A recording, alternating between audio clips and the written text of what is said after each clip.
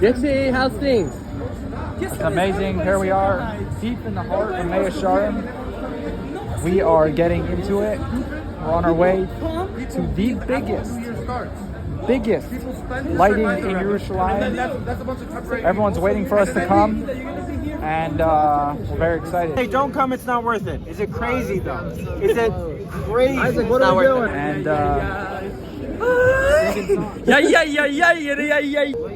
What's the update with Beit Shemesh right now? they say don't come, it's not worth it. I'm gonna come.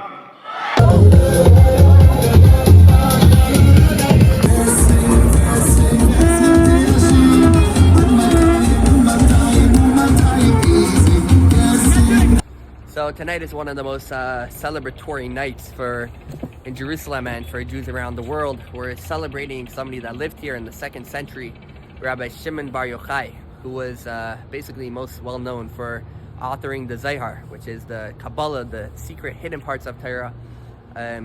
He was also a great sage in the Talmud. He's mentioned in every single chapter of the Talmud because he was a great Talmudic sage, but as well he was one that revealed the secret hidden part of Torah. So today we're basically, first of all, celebrating that effect, which is a secret part of Torah. First of all, one of the main teachings is the joy that a human being needs to have, and that joy is one of the main ingredients in life. First of all, because joy knowing that this is God's world. We're living in God's garden. It's in a jungle. Nothing here happens by random. God is with us in every aspect of our life. And also basically the secret of Torah is basically that because God is one, that's the nature of who we are. Our soul is one with God, and the world really is not a separate entity from God. So it's a very joyous day. So he's the one that taught and started teaching these secrets of the Torah.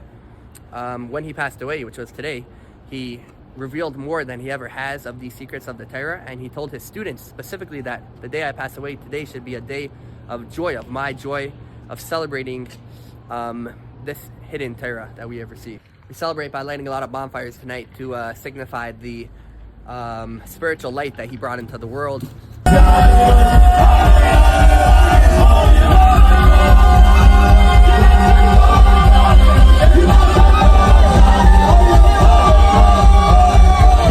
A lot of healthy amount of fires.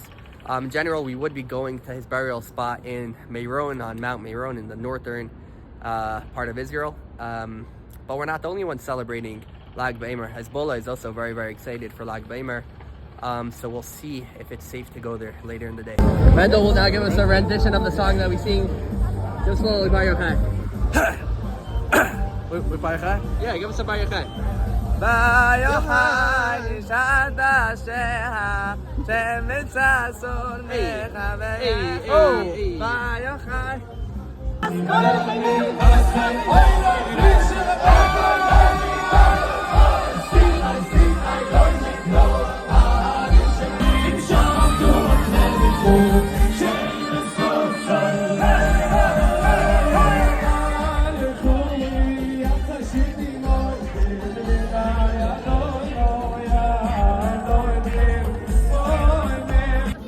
Mashiach now!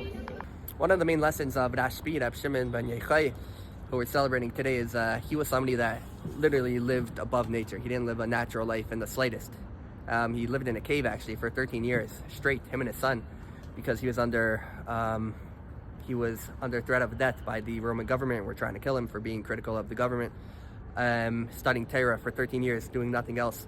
And in general, his life was a miraculous life. He completely not limited by nature in the slightest, in many different stories and details of his life.